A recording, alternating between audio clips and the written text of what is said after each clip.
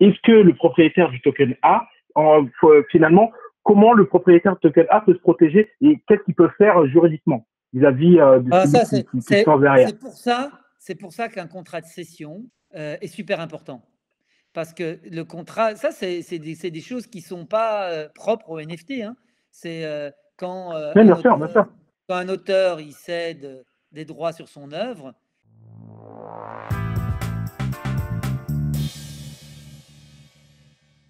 Monsieur Verbis, bonjour. Merci de me rejoindre aujourd'hui sur le podcast de Robert. Et donc, le sujet d'aujourd'hui, ce sera copyright et NFT. Mais avant toute chose, Monsieur Verbis, est-ce que vous pouvez vous présenter pour les personnes qui ne vous connaissent pas? D'abord, enchanté et heureux de cet échange sur un sujet passionnant, en tout cas qui me passionne. Donc, je suis avocat depuis maintenant quelques années, 28 ans, si je compte bien. Je suis à la fois avocat au barreau de Bruxelles, qui est mon barreau d'origine, et au barreau de Paris depuis plus de 20 ans. Et D'accord. je me suis toujours intéressé et passionné pour les sujets technologiques. Donc, je suis un avocat de la technologie depuis toujours. Et j'ai commencé avec le droit de l'Internet, qui est devenu puis le droit du numérique. Et j'ai surfé sur les différentes vagues de disruption, comme on dit maintenant, en bon ou en mauvais français, technologique.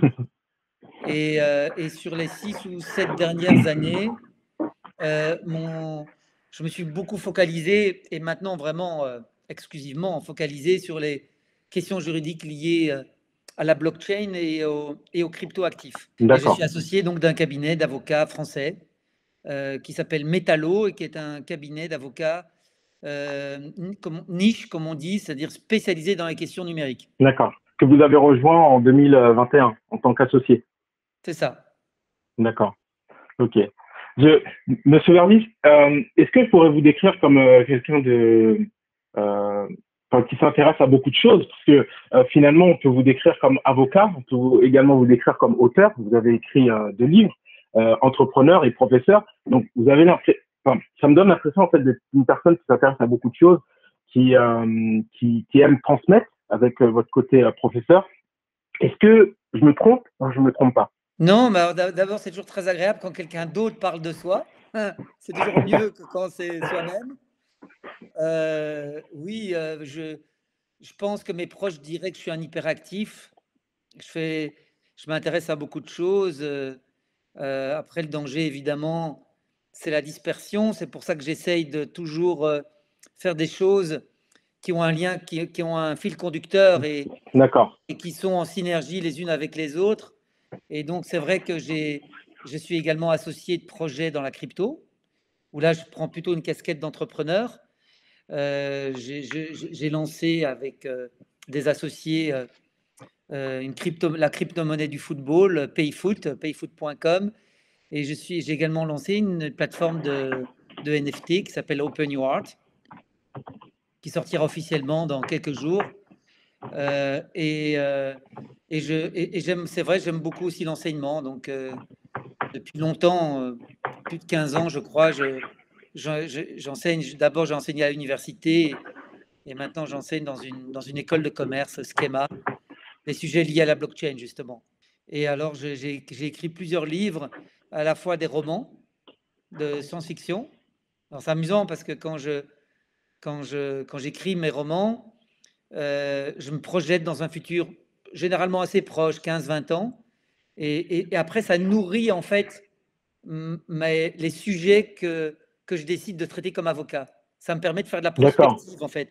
Écrire de romans Oui. me permet de faire de la prospective et du coup, ça me donne des intuitions sur les sujets qu'en tant qu'avocat, j'ai envie d'aborder. Et par exemple, l'intelligence artificielle ou l'ordinateur quantique ou des sujets comme ça que j'aborde dans mes romans. D'accord. C'est intéressant Et en puis fait j'ai comme. écrit, voilà, oui, Non, pardon. allez-y, désolé de vous Non, et avoir puis j'ai interrompu. écrit des bouquins forcément très chiants, juridiques, et, mais utiles. Voilà, après, ça, on écrit des bouquins juridiques pour être utile, pas pour être nécessairement passionnant. Et mon dernier bouquin vient de sortir, il est sorti il y a quelques jours, et il s'appelle Tout ce que vous avez voulu savoir sur les crypto-monnaies sans jamais oser le demander. D'accord. Il sera en librairie à partir du 20 janvier, il sera en librairie. Ok. Donc, Sinon, évidemment, disponible en ligne. Je peux vous envoyer le lien. Je pourrais vous envoyer le lien. Bien sûr, bien sûr, bien sûr. C'est en fait ce que je voulais dire, c'est en fait assez intéressant votre manière d'intégrer en fait toutes ces sphères et en fait d'avoir une sorte de fil rouge qui vous permettent en fait d'associer votre côté hyperactif avec enfin de déployer votre énergie hyperactive dans quelque chose en fait d'unique et qui vous empêche en fait de vous disperser. C'est un peu ce que vous avez trouvé finalement comme moyen de vous contenir.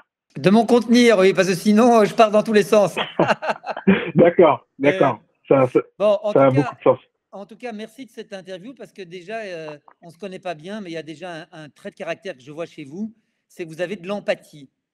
Et ça, pour l'intervieweur, c'est très précieux. Donc, merci. Merci à vous de noter, c'est très agréable. Je vais revenir très rapidement sur les deux startups dans lesquelles vous avez peut-être mis des fonds, enfin je ne connais pas le détail, donc PayFoot et Open Your Heart. PayFoot, c'est une coin, si je comprends bien, c'est une coin qui intervient en fait dans le milieu footballistique. Comment ça? Oui, en fait, c'est à la fois une monnaie digitale stable, ce qu'on appelle parfois un stablecoin, Okay. qui s'appelle PayFoot, et qui va être utilisé un peu comme PayPal, si vous voulez, dans tout l'écosystème du foot, à la fois pour les fans et pour les marchands qui ont un lien direct ou indirect avec le football. C'est-à-dire, en fait, c'est énormément de gens, c'est des centaines de millions de gens, oui. avec une monnaie qui est très stable parce qu'elle est liée à un panier de devises. Et donc, ça permet, par exemple, à un Brésilien qui est passionné de foot, c'est-à-dire à peu près, je crois, à tous les Brésiliens, mais qui ont une monnaie nationale qui est faible ou qui se déprécie, d'avoir une monnaie qui est extrêmement stable, même sur la longue durée, et liée au foot. Et cette monnaie sera aussi la monnaie de référence de tout l'univers virtuel qu'on va créer autour du football, avec au centre de cet univers un métavers du football, où on permettra aux clubs existants d'y être représentés, les joueurs existants aussi, mais aussi de pouvoir bâtir des nouveaux clubs et des nouveaux championnats. Avec PayFoot comme monnaie de référence dans cet univers, puisqu'elle est très stable et liée au foot. Et nous avons également une crypto, parce que nous avons notre propre blockchain. Et donc, on a aussi une crypto native, comme l'Ether et la crypto native de Ethereum. Nous avons notre crypto qui s'appelle Seafoot et qui est, elle, la crypto native de notre blockchain sur laquelle sera développé le métavers. D'accord. Ça, c'est PayFoot en quelques mots. Et alors, vous disiez l'autre, c'est Open Your Heart, qui est une plateforme de NFT qui se veut le lien entre l'art traditionnel et l'art numérique, et qui est donc contrairement à OpenSea, qui est le YouTube des NFT, on peut le dire comme ça, parce que sur OpenSea, tout le monde peut minter. Et sur Open Your Heart, ce sera une plateforme qui sort dans quelques jours, comme je disais. Elle est prête techniquement, on est en train de faire quelques ajustements. Et c'est une plateforme qualitative, on est plus proche de la galerie, puisqu'on ne permettra le mintage que d'œuvres d'artistes avec qui nous sommes en contrat. Reconnus, avec qui nous sommes en contrat, et généralement des œuvres qui ont été revisitées via la 3D, généralement. Et vous en saurez plus lorsqu'on lancera officiellement le site. On va faire des trucs vraiment cool grâce à de la 3D. On a une équipe vraiment qui est top, et on fera des choses très qualitatives. Donc l'idée, c'est ça, c'est de revisiter soit l'histoire de l'art, donc des grandes œuvres historiques, soit d'artistes vivants, mais toujours évidemment dans le respect du droit d'auteur, puisque nous serons toujours en contrat avec ça. Je fais le lien avec le sujet d'aujourd'hui, en disant ça. Tout à fait, c'est parfait, c'est parfait. Et ça peut ouvrir le canal en fait des questions justement sur Ouais, le sujet copyright et NFT. Donc, c'est merci ça. pour cette très belle transition qui est parfaite. C'est un très beau passement de job pour revenir également sur le pays foot. Donc, le sujet d'aujourd'hui, c'est copyright et NFT. Mais avant, en fait, d'intégrer la dimension NFT, qu'est-ce que c'est qu'un copyright? Bah, un copyright, c'est comme un droit de propriété. Donc, on appelle ça d'ailleurs un droit de propriété intellectuelle sur une œuvre de l'esprit. Donc, l'auteur d'une œuvre de l'esprit, et la loi définit ce qu'on entend par une œuvre de l'esprit, c'est une création qui est originale, et l'auteur d'une œuvre de l'esprit a un droit de propriété, on va dire, absolu sur cette œuvre, qui est à la fois morale et matérielle. Morale, parce que l'auteur peut dire c'est moi l'auteur et pas quelqu'un d'autre, et il peut aussi euh, décider s'il veut la divulguer ou pas. Et il peut aussi décider de retirer l'œuvre de sa communication publique. Et il peut aussi, il a aussi un droit sur l'intégrité de son œuvre. Il faut, même s'il a cédé les droits sur son œuvre, on ne peut pas en faire n'importe quoi. On ne peut pas complètement dévier l'utilisation de la nature initiale de l'œuvre. Donc, il est aussi gardien de l'intégrité de son œuvre. Ça, c'est au niveau moral. Et D'accord. au niveau matériel, il peut utiliser, il peut commercialiser son œuvre, mais il peut aussi décider de céder les droits d'exploitation de son œuvre à un tiers. Céder ou donner en licence. D'accord. Donner en licence, c'est comme louer. Oui. Et ça, c'est les droits qu'on appelle patrimoniaux, matériels, patrimoniaux, relatifs à l'argent. D'accord. C'est ça le droit d'auteur. Parfait. Merci pour la réponse. Donc, en cours, est-ce qu'un NFT est un copyright? La réponse est non, dès lors qu'on est bien clair qu'on parle du jeton cryptographique qu'est le NFT. Donc, pour ceux pour qui la crypto, tout ça, ça reste encore très abstrait, Oui. et je pense que ça restera toujours un peu abstrait pour tout le monde, parce que c'est de la cryptographie. Oui. C'est ce qu'on appelle un NFT, ça veut dire non-fungible token, jeton non fongible. Ce n'est qu'une inscription dans une blockchain. C'est un code informatique, cryptographique, dans une blockchain. Ce code-là n'est pas l'œuvre originale. Ce code-là, c'est l'équivalent, c'est comme Bitcoin.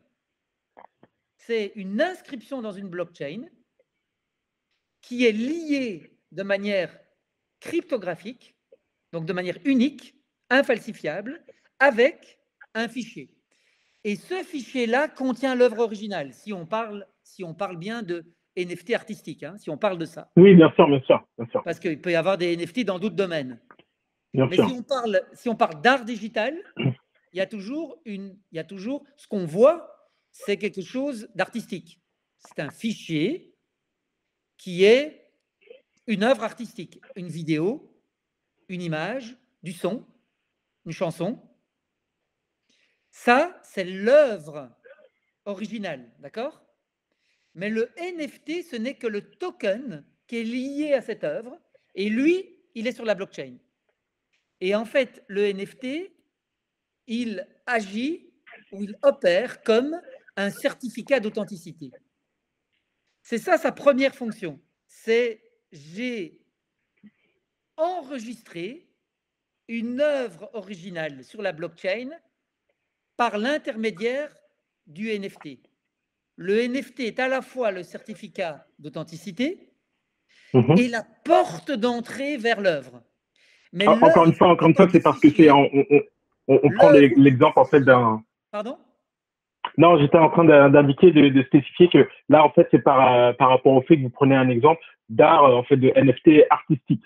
Oui, c'est parce qu'ici, on parle de copyright. Donc, je pars du principe qu'on parle plutôt de contenu artistique, comme c'est le cas aujourd'hui, la majorité des NFT sont utilisés pour faire de l'art numérique, Oui, pour monétiser de l'art numérique, parce que c'est ça la première fonction des NFT aujourd'hui. Il peut y en avoir beaucoup d'autres. Mais aujourd'hui, on se focalise beaucoup là-dessus. Parce qu'en termes de marché, c'est ça, aujourd'hui, qui est en train d'émerger. Oui, OpenSea, Rarible, toutes ces plateformes-là, elles vendent de l'art numérique. Alors après, on peut dire que c'est de la daube parfois ou pas, mais ça, c'est le cas toujours de l'art. subjectif, L'art, il ne plaît pas à tout le monde. Donc, tout à fait. et sa valeur est toujours très subjective. Il n'y a pas de valeur absolue de l'art. Il n'y a que la valeur qu'on veut bien lui donner. Et un jour, il y a peut-être un marché qui se crée. C'est ce qui est en train de se passer avec les NFT. Mais les NFT qui ont de la valeur, c'est parce qu'ils sont liés à une œuvre d'art. Mais le NFT lui-même n'est qu'un code informatique. Donc lui-même, en tant que tel, si abstraction faite de l'œuvre, le NFT en tant que tel euh, n'est pas une œuvre de l'esprit qui peut faire l'objet d'un copyright. Parfait. Merci pour la réponse qui était très détaillée et qui répond parfaitement en fait à la question. Aujourd'hui, les copyrights sont gérés de manière internationale. Est-ce que simplement vous pouvez expliquer comment ça fonctionne en fait pour une personne qui vit en France? Comment en fait l'interrelation se produit entre les copyrights qui sont en France et les copyrights internationaux? Votre copyright, et ça c'est un principe juridique lié au droit d'auteur ou au copyright. Copyright, c'est la version anglo-saxonne du droit d'auteur. C'est que vous êtes toujours protégé dans le pays où vous demandez, où vous réclamez la protection. Je vais vous donner un exemple qui est très connu. Tous les avocats en propriété intellectuelle ont étudié ça, ils connaissent ça bien. C'est les affaires de colorisation, pas coloration, colorisation. Dans les années 80, quand on a commencé, c'était Cowboy Macadam, je crois, le premier cas. C'est quand des films noirs et blancs ont été colorisés et recommercialisés par les producteurs hollywoodiens. C'était le cas du film, je crois que c'était Cowboy Macadam, je crois, de mémoire. Eh bien, les enfants, les héritiers du réalisateur se sont plaints que jamais leur père n'aurait donné son autorisation à ce que son œuvre originale, qui est en noir et blanc, soit commercialisée en couleur. Vous vous souvenez, droit moral, le droit moral.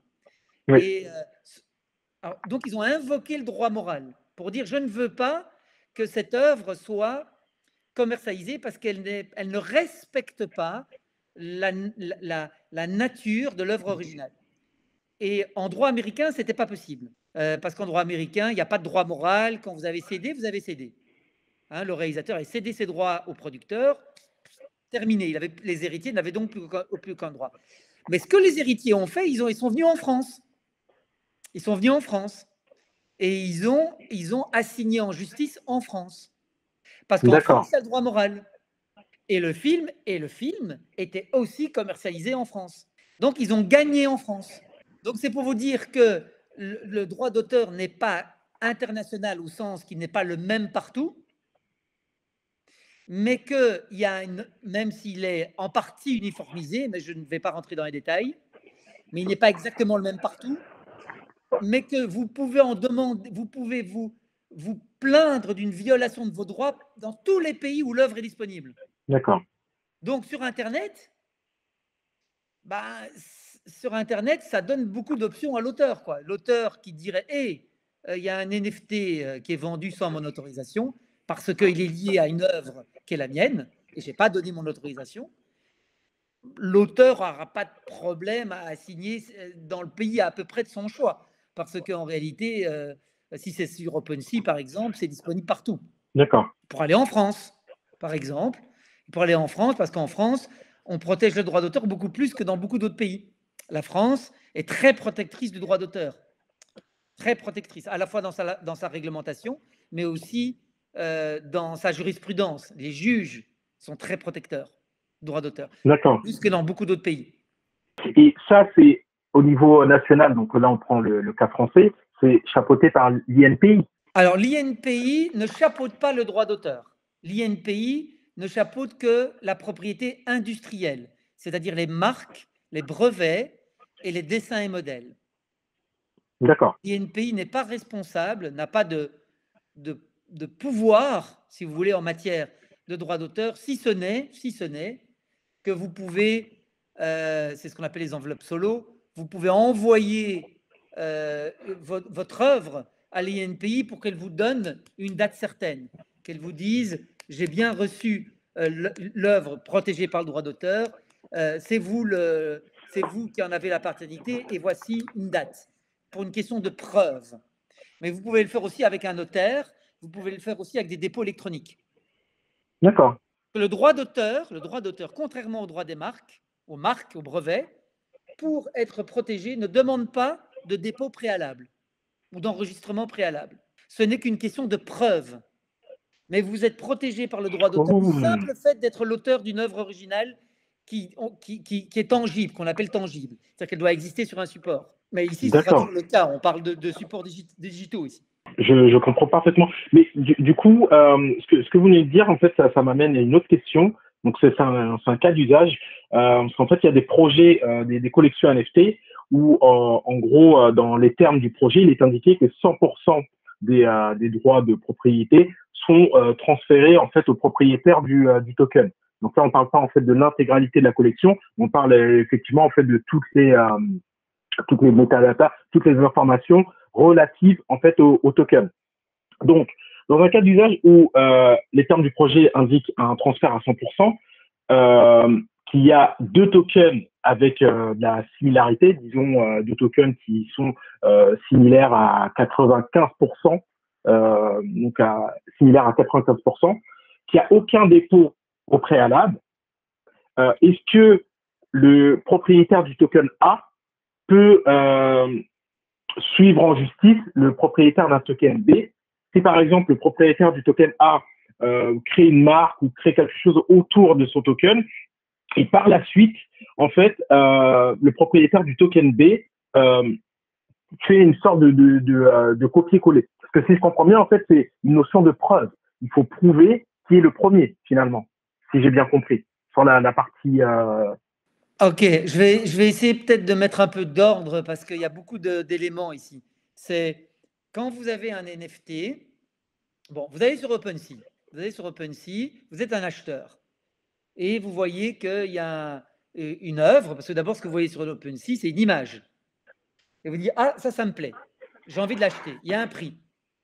Et vous décidez de l'acheter, ce que vous allez recevoir dans votre porte-monnaie, dans votre wallet, MetaMask par exemple, c'est un token, ok?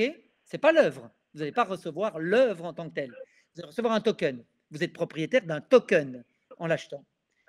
Et de deux choses l'une. Soit le mec qui vous l'a vendu, il est lui-même l'auteur de l'œuvre reproduite, de l'œuvre rattachée au NFT, ok? S'il en est l'auteur, c'est lui qui décide ce qu'il en fait.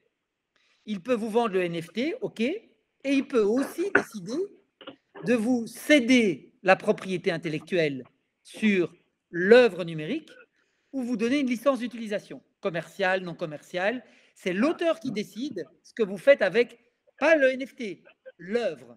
Parce que l'œuvre, vous pouvez décider, vous avez acheté le NFT, imaginez après, vous avez acheté le NFT et vous décidez de l'afficher sur votre site web à des fins commerciales pour faire la pub de votre activité.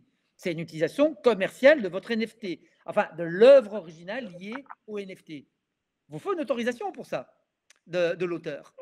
Et si il ne vous a donné aucune autorisation de reproduire le fichier, l'œuvre, vous ne pouvez pas le faire. Vous avez bien la propriété du NFT en tant que token que vous pouvez revendre. Mais vous ne pouvez faire qu'un usage privé du fichier, un usage privé du fichier.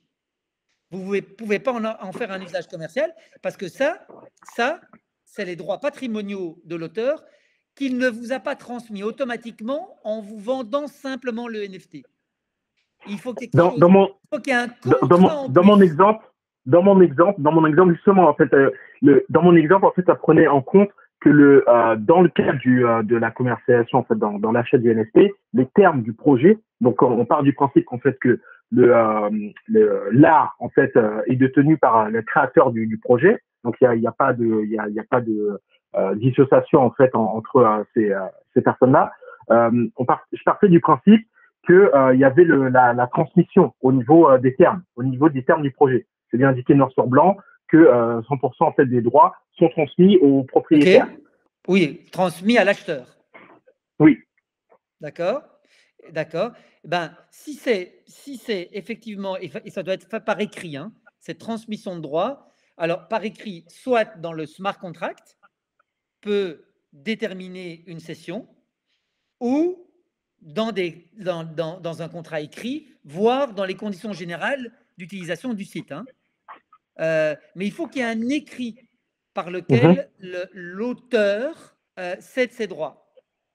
Mais votre hypothèse, c'est quoi? C'est une fois s'il a bien cédé ses droits, votre question, c'était quoi? Votre hypothèse, c'était quoi alors?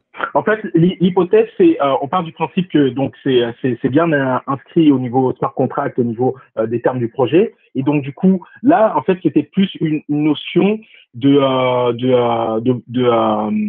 dire, entre deux tokens qui sont à peu près similaires. D'accord. Donc il y a 90% de similarité.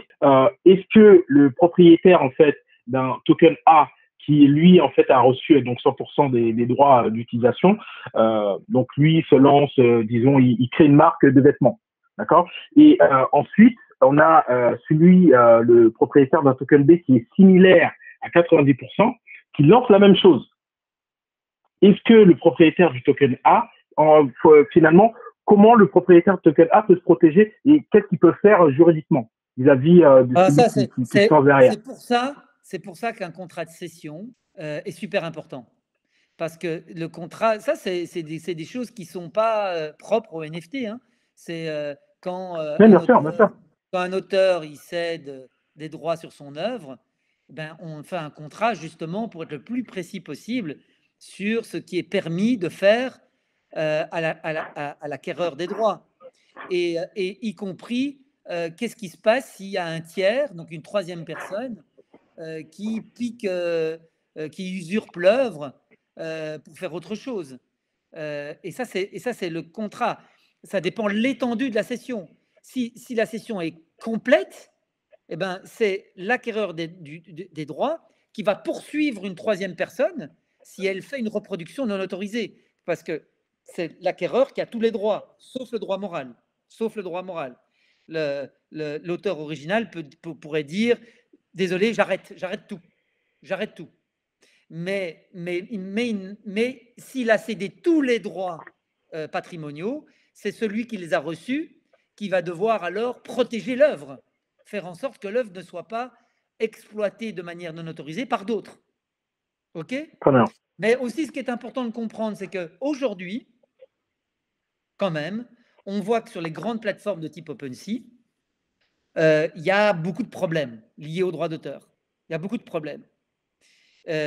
Pour d'abord une raison principale, c'est que OpenSea ne vérifie pas de manière préventive, hein, ne vérifie pas la paternité des œuvres, ne vérifie pas que telle œuvre mintée, telle œuvre commercialisée liée à un NFT est bien la propriété, ou la propriété dans le sens intellectuel, hein, c'est de la personne qui mint, la personne qui vend.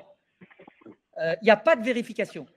Donc n'importe qui peut faire n'importe quelle reproduction numérique, créer un NFT, paf, et le vendre sur OpenSea ou sur d'autres. OpenSea ne réagit que quand il y a une plainte. Oh là, OpenSea, moi j'ai eu des clients dans le cas, hein, j'ai eu des clients qui étaient acheteurs de bonne foi.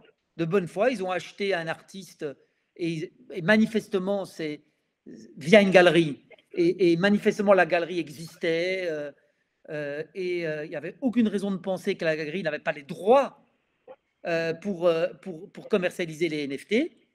Et du jour au lendemain, OpenSea, il y a eu manifestement une plainte et OpenSea a tout enlevé. La gelée de token. L'acheteur se retrouve sans rien. Oui. Et ça, c'est parce que OpenSea ne fait pas de vérification a priori. Et justement, est-ce que vous connaissez en fait une plateforme, une solution qui permettrait de faire ça? Parce que je suis d'accord avec vous, en fait, c'est un manque dans l'écosystème. Il n'y a pas Bah, de les solution qui permet solutions de existent. vérifier. Non, mais les solutions, elles existent. Elles existent. Il ne faut pas réinventer la roue. C'est une question de plus de business model. Hein. C'est une question de modèle économique de la plateforme, vraiment. C'est OpenSea dans une logique YouTube. Logique YouTube. Sur YouTube, vous n'avez pas besoin de vous identifier pour mettre une vidéo. Hein. Et ce qui pose d'ailleurs plein de problèmes. On le sait. Et ça pose tellement de problèmes qu'il a fallu même que les législateurs européens interviennent pour faire payer YouTube. Et parce que YouTube ne fait pas de vérification a priori, ne réagit que quand il y a des plaintes. Alors, YouTube, après, a développé des technologies pour essayer de détecter des contrefaçons, etc. Mais le modèle reste celui d'une plateforme complètement ouverte. C'est le modèle d'OpenSea. OpenSea, c'est une plateforme ouverte. Mais il est vraiment pas compliqué d'un point de vue technique de mettre en place des filtres, c'est-à-dire des identifications qu'on appelle KYC hein, dans le jargon. Qui veut dire KYC, qui veut dire Ça pour veut dire quelqu'un qui n'est pas identifier, du. c'est-à-dire je ne peux vendre que quand j'ai été identifié. Là, ce sont des outils qui sont hyper courants sur Internet.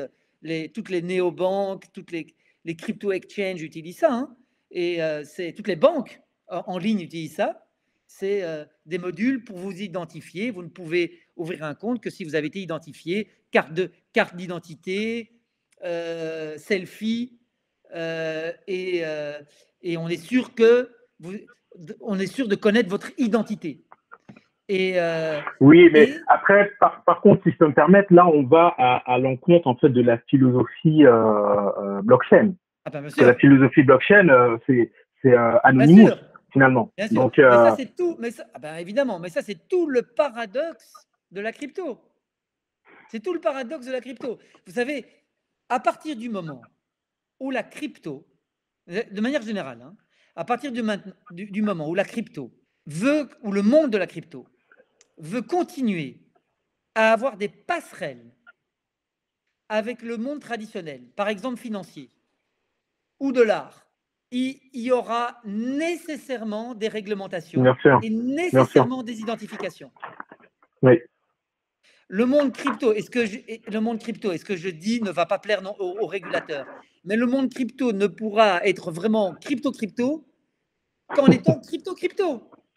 Tout à fait. Si on veut continuer à vendre ces bitcoins contre des euros, si on veut continuer dès qu'on veut lier ça à du cash, il y aura toute la batterie de réglementation qui s'appliquera. Et d'ailleurs, le législateur en France a déjà commencé à comprendre ça, puisque fiscalement, quand vous avez de la crypto, vous n'êtes pas imposé tant que vous restez dans la crypto. Vous n'êtes imposé que quand vous vendez contre des euros. En fiduciaire, oui, en fiat. C'est là que vous êtes imposé. Ce qui est déjà une évolution, hein, Et c'est pas parfait, mais c'est une évolution. Donc ici, alors ici, il y a des questions de droit d'auteur qui se posent en plus des questions financières. Il y a des questions de droit d'auteur. Donc, on peut pas échapper si on veut vraiment respecter la loi et si on veut faire les choses proprement, on ne peut pas échapper à un minimum d'identification et un minimum de contrôle des droits en amont. D'accord. Monsieur Verbis, c'était un réel plaisir d'échanger avec vous. Je suis désolé, on est pris par le temps. Vous avez apporté énormément de valeur en fait avec toute votre expertise. Un petit mot de clôture. Thibaut Verbis, un NFT pour vous, qu'est-ce que c'est? Un NFT pour moi, si on reste toujours dans le monde de l'art, hein, c'est une. Pas forcément, c'est pour Thibaut Verbis, un NFT. Ben, un NFT, c'est d'abord quelque chose qui permet de rendre unique un fichier numérique qui normalement serait copiable à l'infini et qui donc n'a pas de valeur. Donc le NFT permet de donner de la valeur au monde digital. Alors, il y avait déjà des prémices avec Bitcoin, mais Bitcoin est très finance, hein, très financier, très monnaie, échange monétaire. Alors que ici, NFT ouvre un champ beaucoup plus vaste. Beaucoup plus vaste. Ce qui n'avait pas de valeur avant dans le monde numérique, subitement peut avoir de la valeur grâce au NFT. Bien sûr. Et avec la possibilité d'automatiser